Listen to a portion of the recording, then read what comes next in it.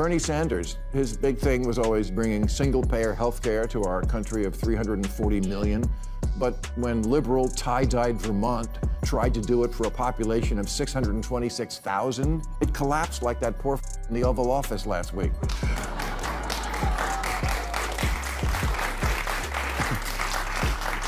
Bernie, AOC, Mandani are not Democrats. They'll be the first to tell you that. They're democratic socialists, and that's a very different thing, and I don't think people know that yet. Bill Maher just torched AOC and the hard left for what he sees as a full-speed plunge into socialism, and the backlash came fast and furious. The sharp-tongued host has been sounding alarm bells about Zohran Mandani ever since he announced his run for New York mayor. Now that Mandani has actually clinched it, Maher watches AOC riding that socialist wave, and he's fuming. Strap in, because this clash is about to explode in spectacular fashion. Anybody is skeptical, I would say get to know him. And once you get into a room with him, kick the tires yourself and make your own assessment instead of just kind of making assessments from what you may see on television. Something that I share, that I feel like I share with Zohran, is that the way sometimes people are painted in media doesn't always align with who we really are as individuals. And so I think that when people get to know him as a person, when people get to know us as real people. AOC is firing back at critics like Maher, who warned that Mandani and his ultra-left agenda won't just sink New York. They could jeopardize the DNC's entire 2028 run. Maher and others argue that elevating an openly socialist figure is political Russian roulette, driving moderates away and handing opponents ready-made attack lines. But AOC insists people should actually get to know Mandani before judging him. The irony: she never extended that same courtesy to Donald Trump or any conservative candidate. Her sudden call for open-mindedness comes across as selective compassion rather than genuine fairness, sparking skepticism across the aisle that, of course, Maher didn't hold back in response. The kids think that stuff that happened before their appearance on the planet didn't really happen, but it did. We've run this experiment many times, and the results are always obvious. Here's capitalist South Korea at night from space. Here's socialist North Korea. Yeah. In 1990, Venezuela was wealthier than Poland, but then Poland, finally free of Soviet-style economics, went all in on capitalism, and now their economy is as big as Japan, and people there have high wages, low inflation, cars, vacations, homes. Maher is sounding the alarm once again, and this time he's swinging without holding back. He warns that the left is practically inviting electoral disaster by tying their fortunes to Mandani and his proudly socialist platform, T.O. Maher. This isn't bold leadership, it's political self-destruction. By elevating candidates who push fringe ideological experiments, Democrats are risking both their credibility and their connection with voters.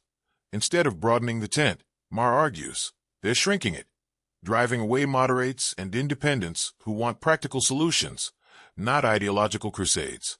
In his view, the left is drifting straight into a catastrophe of its own making, and he's pleading with them to snap out of it before it's too late. Did they listen?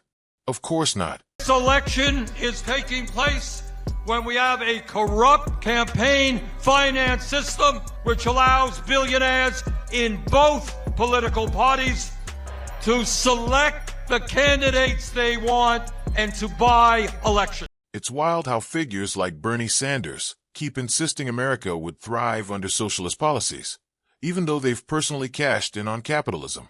Their careers, book deals, speaking gigs, and influence all stem from the very system they now criticize, and deep down, most of them know they, and their empires, wouldn't survive 5 minutes under the socialism they promote. Yet they push the narrative as if they're somehow immune to the consequences. But here's the kicker. They call for sweeping redistribution while enjoying the wealth, freedom, and opportunity that only capitalism could provide. Ideological purity, delivered from an incredibly comfortable seat. Turned one of Latin America's richest countries into one of its poorest. Low wages, high inflation, shortages, outages, 8 million people fleeing. If you think New York can somehow reinvent this wheel, you're in for a rude awakening. Maher is quick to remind New Yorkers and AOC that the city can't just reinvent socialism like it's a shiny new product launch.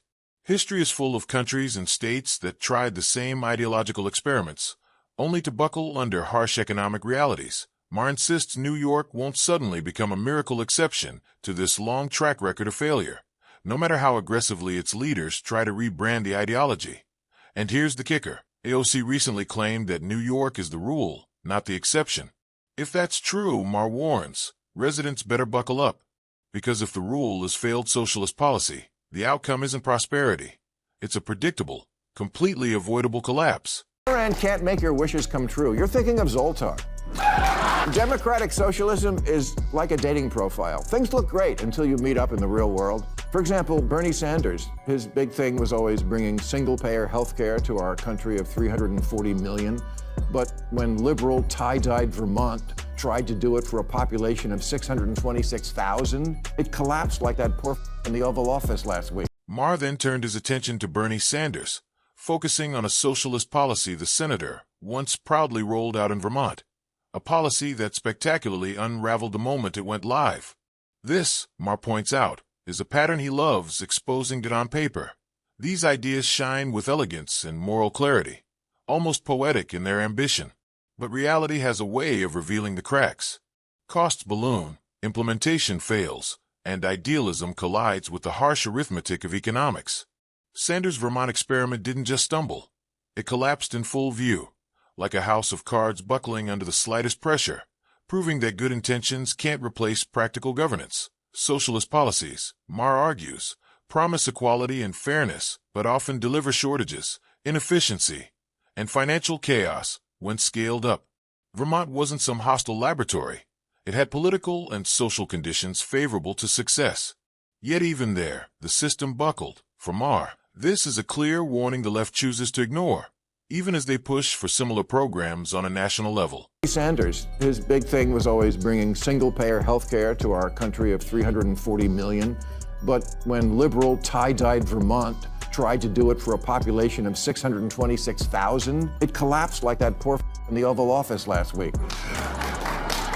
Bernie, AOC, Mandani are not Democrats. They'll be the first to tell you that. They're democratic socialists, and that's a very different thing, and I don't think people know that yet. Maher doesn't hold back.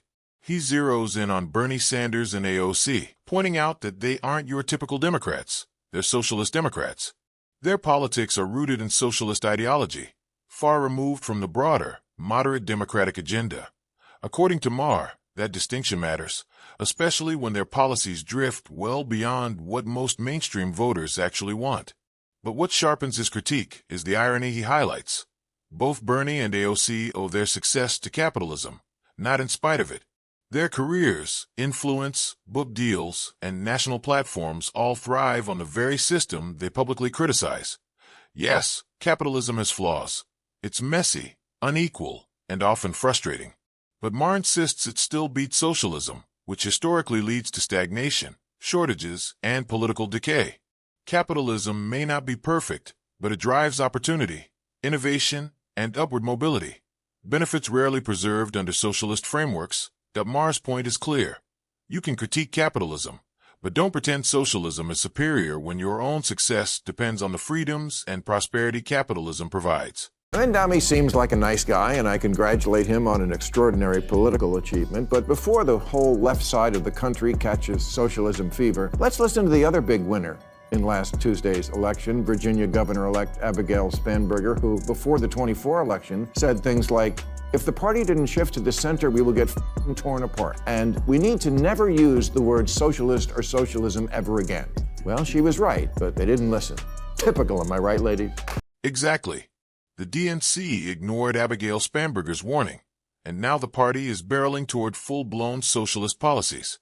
What makes this even more alarming is how closely it mirrors the rise of the woke movement, loud, rigid, and driven by the fringes rather than the party's core. And it's not moderates, independents, or everyday Democrats pushing this agenda. It's a small, hypervocal faction convinced that radical transformation matters more than broad appeal or winning elections. Yet, despite the obvious political risks and the depolarization this creates, the majority of Democrats remain eerily silent. That silence isn't neutrality, it's tacit approval. By refusing to rein in the extremists within their ranks, they're letting fringe voices dictate the party's identity and future. Spanberger saw this trajectory years ago and tried to steer the party toward a practical, voter-friendly path. But with leadership unwilling to check its own ideological excesses, Her warning went unheeded. Now the DNC is moving toward policies that could cost them not just elections, but the trust of the very voters they claim to serve. And that wraps up today's video. If you enjoyed it, make sure to hit the like button and subscribe for more content like this.